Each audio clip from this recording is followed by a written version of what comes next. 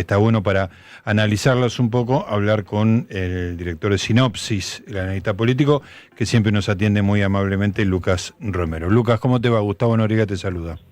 Buenas tardes, Gustavo, ¿cómo andan ustedes? Muy bien, muy bien. Me imagino, recién le preguntaba a una periodista de La Nación, el trabajo que debe ser enfrentarte con las 300 páginas de la ley Ómnibus, antes con el DNU. ¿Qué tanta atención le prestaste? ¿Con qué tanta atención pudiste estudiar ambos paquetazos de medidas revolucionarias? Sí, lo conversaba con una corresponsal extranjera que está en Argentina monitoreando todo esto y la compadecía en el Claro. trabajo. A ver, yo creo que cuando se inició este ciclo y si uno se alejaba y lo miraba un poco a la distancia a la escena política, lo que uno encontraba como rasgo más sobresaliente era ver esa dramática asimetría entre los recursos políticos disponibles con los que contaba este presidente y el gran desafío económico que tenía por delante por resolver. Y eso naturalmente te llevaba a preguntarte, bueno, ¿cómo va a ser? Y cuando uno dice cómo va a ser, ¿cómo va a decidir? ¿Cómo se van a tomar decisiones? Claro. Porque en última instancia lo que la Argentina necesitaba era tomar decisiones para corregir esencialmente la economía, lo económico, pero obviamente una cantidad enorme de ámbitos de dimensión de la intervención, digamos, de el Estado en la organización de nuestra vida en sociedad. Y el cómo va a ser era, bueno, cómo va a tomar decisiones. Y este presidente, en 2 semanas y pico de gestión, acaba de tomar una cantidad enorme de decisiones que naturalmente, obviamente, te invitan a sumergirte en ellas para evaluarlas y emitir un juicio de valor sobre cada una de ellas, pero yo las organizaría en 3 grandes paquetes. A ver. Las decisiones que tomó el ministro de Economía anunciando el corazón de su programa económico, que es la decisión de corregir el desequilibrio fiscal. Sí. El DNU, que es un instrumento particular que usó el presidente para avanzar en la decisión de también una multiplicidad muy variada de temas, entre ellas, por ejemplo, la reforma laboral o aspectos de reforma de la legislación laboral. Y este último, que es la ley Ómnibus, que es otro instrumento, es un proyecto de ley que va al Congreso y que también tiene muchas decisiones de múltiples temas.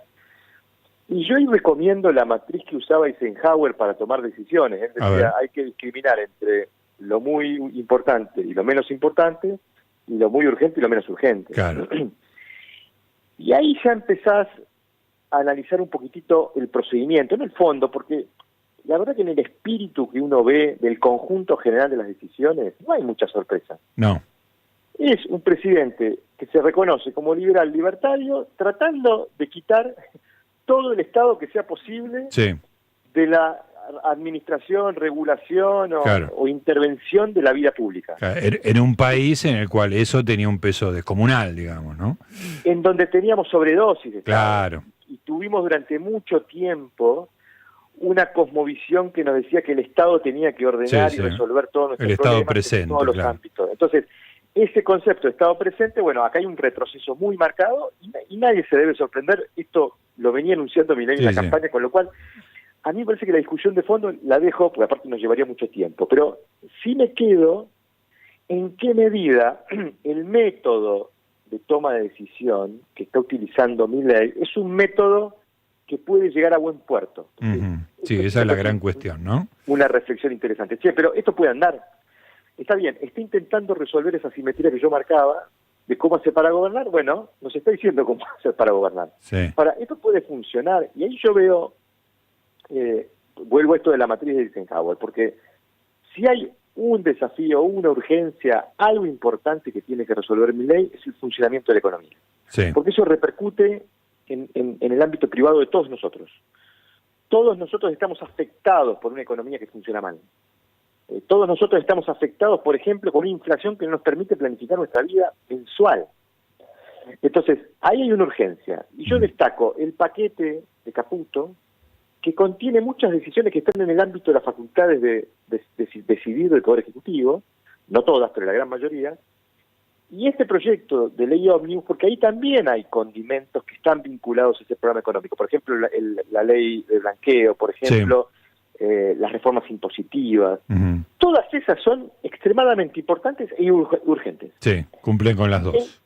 El DNU tiene muchas aspiraciones desregulatorias, pero no me resulta que sean urgentes, en el sentido de que tienen que empezar a funcionar. Es cierto que sí, vamos a poner el ejemplo ideal. Milei tuviera quórum en el Senado, quórum en diputados, manda el DNU en formato de proyecto de ley, se lo aprueban en 24 horas o en 70 horas, como se han aprobado paquetes de leyes en la Argentina. Sí.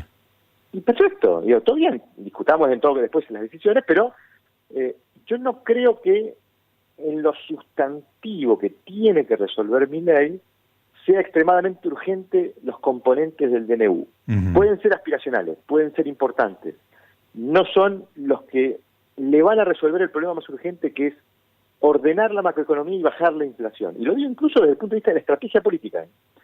Por eso a mí me llama la atención, y esto creo que es una observación crítica de la estrategia del gobierno, ¿por qué mandó una ley ómnibus? ¿Y por qué no mandó tantos proyectos de ley como medidas hay allí? ¿Por qué? Porque, por ejemplo, ya el hecho de que de que todos los temas estén en un mismo instrumento obliga a que el trámite legislativo sea muy engorroso, porque hay que darle intervención a todas las comisiones que tienen competencia sobre estos temas, con lo cual tenés una cantidad enorme de comisiones que van a intervenir. Es cierto, me puede decir, bueno, pues se puede tratar en un plenario. Sí, pero le estás dando a la oposición bastantes herramientas para ralentizar la sanción de leyes que son muy importantes, como por ejemplo la reforma impositiva. Y el Congreso no puede desmembrar el proyecto de ley en tantos proyectos de ley y tratarlos. Eventualmente podría algún diputado presentar un proyecto y ver si se puede sancionar por otra vía, pero no es la vía que a mi entender era la más inteligente en términos de estrategia. Hubiera mandado tantos proyectos de ley como decisiones, y los proyectos importantes, urgentes, se intentan avanzar más rápido para poder tener respuesta, y el resto se irá discutiendo. Me parece que ahí el presidente, si lo que él busca es apalancarse en esas urgencias para aprobar otra, bueno, me parece que le puede salir mal. O sea, lo que le puede pasar es que las que no tienen consenso frenan a las que sí tienen consenso o podrían tener consenso. Ahí yo veo una observación desde el punto de vista estratégico de cómo está encarando el proceso. Y después, obviamente, sí me parece pertinente discutir las condiciones de necesidad y urgencia para el decreto de necesidad. Y no lo digo emitiendo un juicio de valor sobre las decisiones, que lo dejo a los legisladores y a la justicia, lo digo en términos de garantizar la seguridad jurídica de esas decisiones. Porque eso tiene que funcionar, o sea, para que la decisión sea una decisión, tiene que implementarse y tener legalidad, vigencia, y que no tenga dificultades para poder funcionar, ¿no? Y ahí me parece también, bueno, una discusión que creo que el gobierno va a tener que sortear de alguna forma, primero con la justicia, que la pudiera observar, o con el Congreso, que le pudiera rechazar el DNU. Lucas, y cuando decís que lo que está en el DNU no cumple ni con lo urgente ni con lo importante, ¿no puede ser un paquete, digamos, que sea más sacrificable, digamos, en aras de conseguir otra cosa vía leyes? Sí, claro. De hecho, yo creo que muchos componentes de ese DNU podrían tener mayorías en el Congreso. De hecho, también ahí me parece desatinada la estrategia de, vamos a decir, omnubiciar el DNU, de transformarlo en un DNU ómnibus. O sea, ¿por qué? Porque quedémonos con el instrumento, más allá de la discusión de si no hay una extralimitación en el uso de las facultades. Pero supongamos que no. Si él hubiera mandado 300 y tantos DNU, todos entrarían en vigencia, y si hubiera alguno observado, se caería ese solo. Claro. Pero de esta forma, se cae todo. Que se caiga todo el instrumento, claro.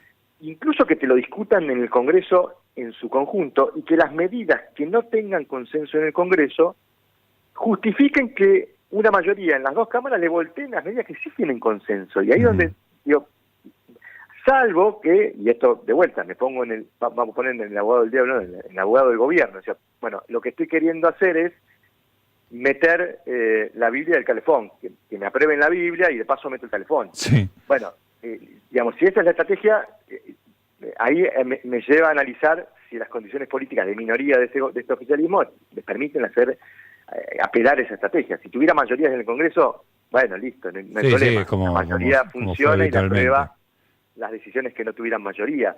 Pero en este caso me parece que pudiera ser una estrategia discutible, salvo que lo que se está intentando, más allá de si las decisiones finalmente quedan vigentes o no, quedan firmes o no, es enviar una señal a la gente de que hay una pretensión y una aspiración de cambio muy profundo, y en eso pudiera haber ahí alguna validez de darle cierta inteligencia a la estrategia. Si bueno, Milei está queriendo demostrarle a todo el público que él quiere dar a la Argentina vuelta como una media.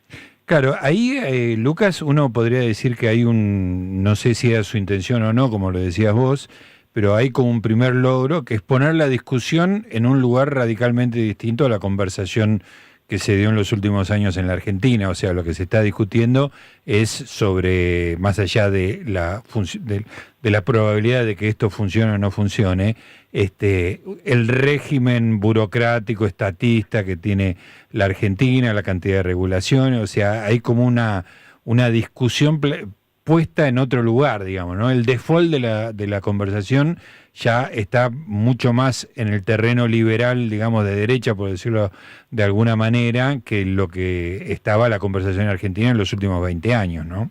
Sí, en ese sentido sí, coincido, construye una misión y valores para este gobierno, en eso está claro, pero de vuelta, sin discutirle esa estrategia, solamente con 2 cambios. Hubiera sido más... Es decir, tantos DNU como decisiones, tantas leyes como instrumentos, porque en términos de eficacia, y de vuelta, lo estoy mirando desde el punto de vista práctico en términos de estrategia, si le ofrece mejores o peores resultados, en ese sentido, bajo esa óptica me dio la impresión que le hubiera resultado mucho más conveniente enviar muchos DNU y enviar muchos proyectos de ley, satura, construye la idea de que hay voluntad de cambio, y se garantiza que lo que tenga consenso camine.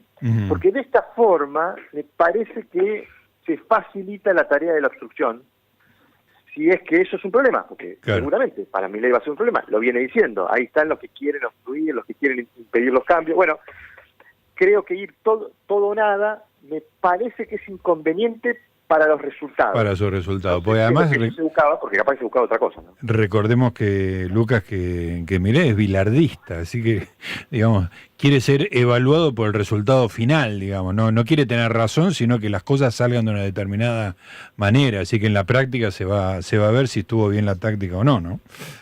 Sí, de hecho, a ver, yo no le quiero desconocer tampoco que el hecho de ir con un planteo de máxima ya le permite ganar terreno en la negociación. Claro. Voy a poner un ejemplo concreto. Esto le pasó a Macri cuando Macri comienza su ciclo y todos sabíamos que tenía que designar 2 miembros de la Corte Suprema. Dijimos, en condiciones de minoría no va a poder poner nombres o sugerir nombres. Sí. Se lo van a poner el resto, el radicalismo, el peronismo. Claro. Bueno, Macri avanzó con la designación por decreto y después terminó logrando por ley la sanción de esas 2 propuestas. Claro.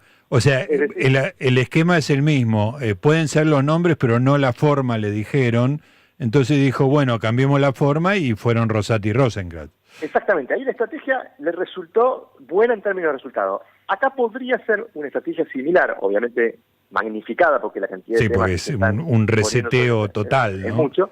Claro. Pero esto requiere que en algún momento se abra una instancia de negociación. Todavía yo no la veo. Claro. Entonces ahí es donde uno evalúa de si esto es un método o una estrategia. Si es un método, me inclino por pensar que quizás sea menos conveniente en función de los resultados. Si es una estrategia, y eso lo estamos por ver en los próximos días, bueno, no dejaría de pensar que puede ser una estrategia inteligente. Lucas, me imagino que son días apasionantes para vos. Es como la maldición que dice Borges. Espero que te toquen épocas interesantes, una maldición china. Que te toquen épocas interesantes. Bueno, esta es una de ellas. Gracias y feliz año si no hablamos antes de final. Seguro, gracias Gustavo. Un feliz año para todos. Que comiencen bien en el 2024. Un abrazo. Un abrazo. Hoy estaba Lucas Romero, analista político.